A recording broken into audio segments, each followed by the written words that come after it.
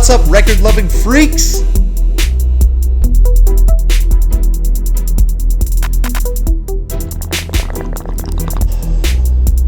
What's up, everybody? How's it going? Welcome back. It's 2025. Hello and Happy New Year. Man, oh man, what a year 2024 has been. Woo-hoo-hoo! All kinds of new, exciting beginnings. Starting a radio show at Radio IDL. Getting my YouTube channel back and going up again. And getting into the vinyl community. Getting accepted into the vinyl community via my friend Brian Peterson, a.k.a.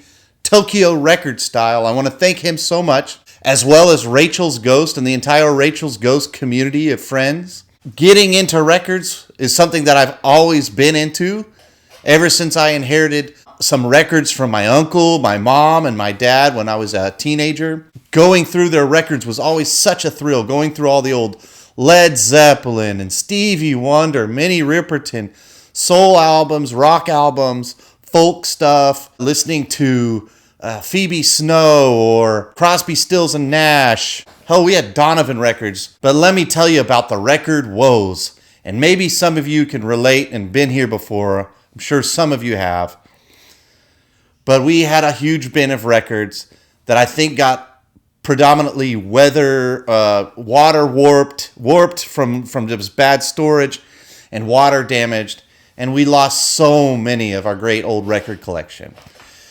So, record woes have now started to become record wows. I've set up my old stereo system. This is my old Kenwood. I think this was either my dad's old receiver. Kenwood stereo receiver, KR2400. And I bought some vintage Pioneer speakers off Facebook Marketplace recently. And I have my grandmother's old, this is probably circa 1980s era, which must have been top of the line back then because it's automated. As you lower down the lid, the needle moves over to the correct position and you never open it to move songs. But this is a Technics Direct Drive SL5. So I got it all set up, sounds good. The receiver needs some attention. When I turn it on, there's a lot of hum and a lot of noise. And so if anybody is experts with the vintage stereo receivers, please leave comments down below if you have any idea or recommendations of how I could suss that out, those problems. But I can say big thank you to my stepbrother, Dave, who had the foresight to give me a bunch of vinyl records even when I wasn't actively listening to vinyl. So this whole stack, even though I lost all my records, this whole stack, I think with the exception of maybe two of them, were from my stepbrother Dave. And I greatly appreciate it, Dave, because this is getting me back on track. And I just want to share a few of them with you today. Starting with Willie and Family Live. I used to listen to this on 8-track. My papa had this on 8-track tape. And I remember listening to this. And it's such a great album. Probably the best recording of Whiskey River. Starts off the album. Just pure energy. And this also got some water stuff, but look at that beautiful album work. There's the William family. There's the whole family, including Trigger. And this is a double album set. And I'm super grateful to have this, some Willie, essential in my collection. Got to have some Willie. Second one here is The New Riders, The Adventures of Panama Red. One thing I noticed right away, and look at this amazing album art, this great comic spread in here. This is Adventures of Panama Red.